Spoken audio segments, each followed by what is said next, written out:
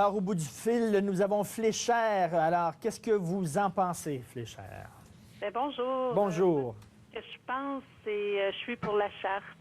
Tout ce qui est religion, on devrait le pratiquer à la maison et non en public.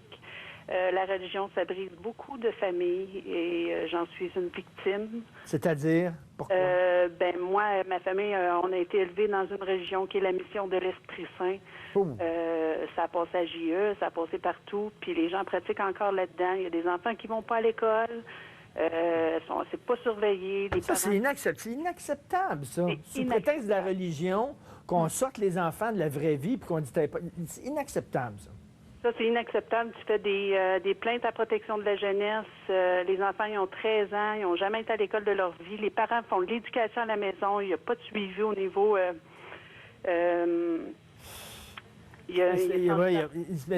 hallucinant tout ce qu'on accepte sous le couvert de la religion, des choses qu'on n'accepterait pas jamais, mais là, c'est la religion, fait qu'on y touche pas.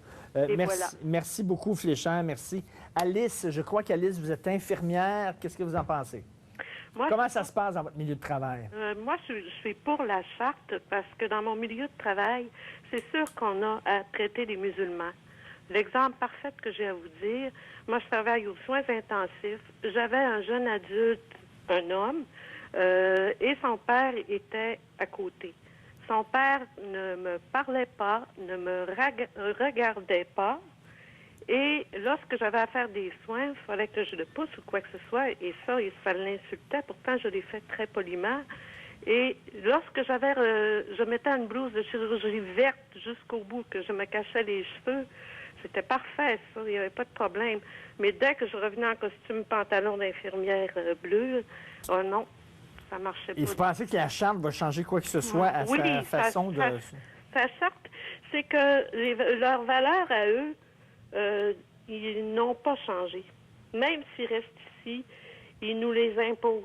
Même dans les milieux de travail, ils nous les imposent. Et c'est nous, les Québécois, qu'on est obligés d'arriver à... c'est moi qui ai remis la blouse pour arriver à avoir quand même une communication avec les Merci beaucoup, Alice. Merci beaucoup, Alice. Joanne, je parlais avant la pause, là. Le comité sur les affaires religieuses, je ne savais même pas que ça existait. Comité sur les affaires religieuses, alors qu'il relève de la ministre Malavoie. Tu devais être content, Richard. Et là, ce comité-là voulait se prononcer sur la charte. Puis là, Mme Malavoie a fait non, non, non, non, non, non, non, non, non. Elle ne voulait pas les entendre. Alors, est-ce que c'est quoi? Leur idée est faite, ils ne veulent rien savoir, ils ne veulent pas écouter une vision qui est contraire à leur? Bien là, ils n'ont pas le choix de l'écouter parce que ça sort de partout. Je pense que le camp anti-charte est très vocal. Là. Il va y avoir un équilibre, d'après ce que je peux comprendre, avec le rassemblement des pro-laïcité. Là. Mais tu sais, c'est un autre exemple de toi à toi, là, tout simplement. Là, on a eu Daniel Breton qui s'en va au BAP dire toi à toi. Maria Mourani qui est le bloc dit toi à toi. Les juristes, fonctionnaires du gouvernement, on ne peut rien savoir, taisez-vous.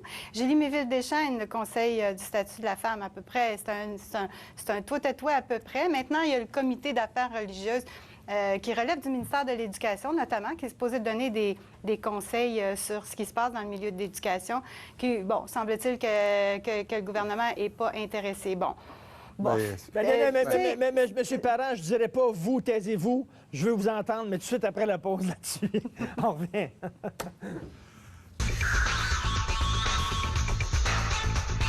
Alors, Régent Parent, il y a un comité qui doit, en fait, conseiller le gouvernement. Ça s'appelle le Comité sur les affaires religieuses. Puis là, ils disent qu'ils n'ont pas été entendus.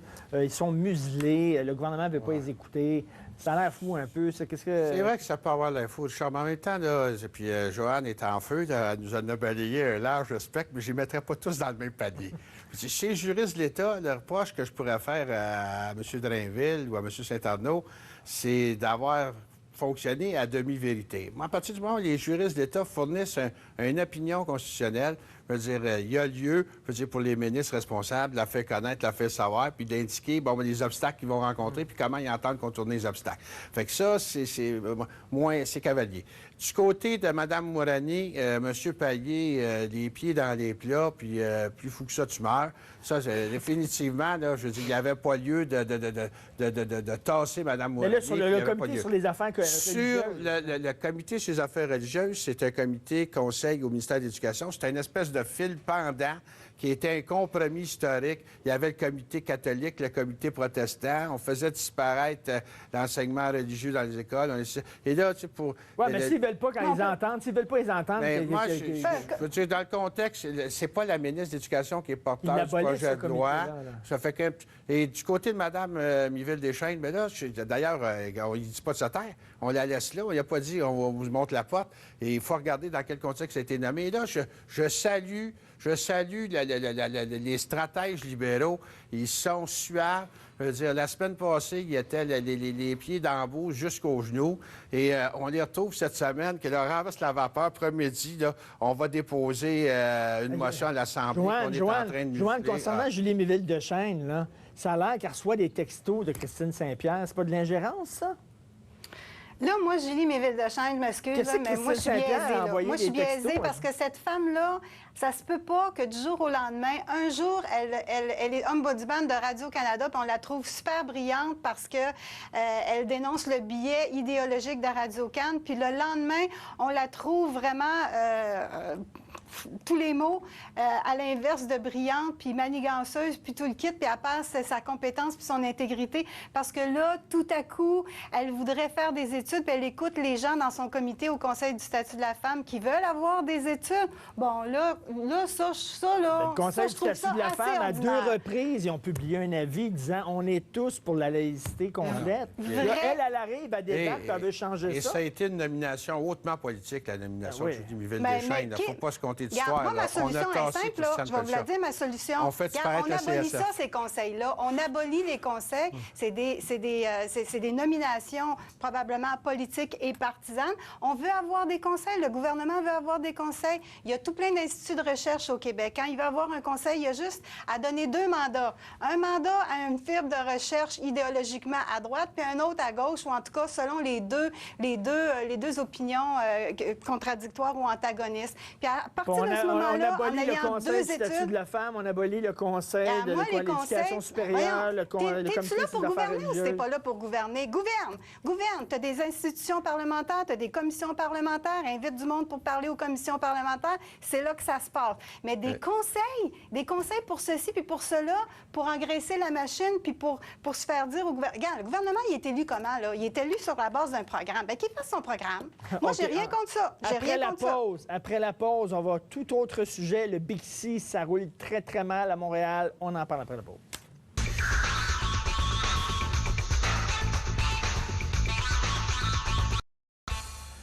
Alors, le Bixi, le programme de vélo libre, ça a l'air que ça va très mal. Ça serait presque sur le bord de la faillite. Est-ce que tu es surprise, Joanne? Non, mais je suis certaine que Montréal avait comme priorité numéro 1 d'avoir des Bixi sur l'île de Montréal. Je suis certaine que dans les priorités de la ville de Montréal, là, ça devait être pas mal dans les top 3. Moi, j'ai vu une étude à un moment donné qui disait que si on payait une bicyclette à 30 Montréalais, là, ceux qui se promènent en Bixi, justement, là, ça serait plus rentable, ça serait plus efficace, puis il y aurait chacun leur bicyclette. Moi, à partir de ce moment-là, là, case close, affaire classée. Régent Parent, on dirait qu'on a tout de suite, on trouvait que c'était une belle idée, fait qu'on a accepté ça, les Bixi, mais il n'y a pas eu vraiment de véritable étude sérieuse quant à la faisabilité économique de la chose. Vous en pensez quoi?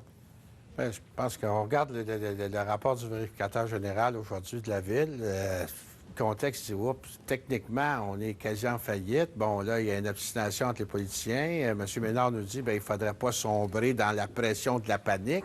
En même temps, Bergeron nous dit, bien là, c'est en faillite. J'ai demandé à un comptable, puis il me l'a dit, Samy Fossillo sait de quoi il parle. Mais un coup qu'on a dit tout ça, je pense qu'il y avait là une belle idée, un beau concept. Il s'est même transporté dans d'autres villes à travers le monde. Mais bon, est-ce que maintenant, force est de constater, si ça doit vivre aux dépens de l'État, est-ce que c'est une si bonne idée? Un des problèmes, Joanne, c'est que c'est des faux cyclistes qui utilisent le Bixi. C'est des cyclistes, par exemple, qui descendent les côtes, mais qui ne veulent pas y monter. Fait que là, ils prennent un Bixi en haut de la côte.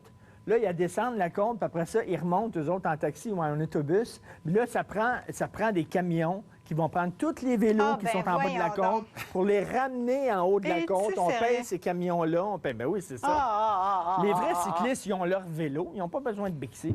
Puis ils montent les comptes, ils ne font pas seulement les descentes. Non, mais c'est à se demander s'il y a eu vraiment des véritables études, parce que je pense que même à Toronto, ça va très, très mal au point de vue de l'économie du Bixi. Mais on s'entend que c'est un produit de la religion, ça aussi, de la religion écolo, hein? C'est ça, on veut bien paraître, on veut faire voir qu'on est écologiste, puis bon, tout ça. Puis on c'est un signe ostentatoire, quoi. C'est un signe ostentatoire, oui, de la religion écolo. Oui, très bien dit. C'est très drôle, ça. C'est quoi? Est-ce qu'on devrait mettre la hache là-dedans parce que ça ne fonctionne plus? La hache. La hache? Oui. OK. Régent, est-ce qu'il y a une façon de sauver quand même cette affaire-là?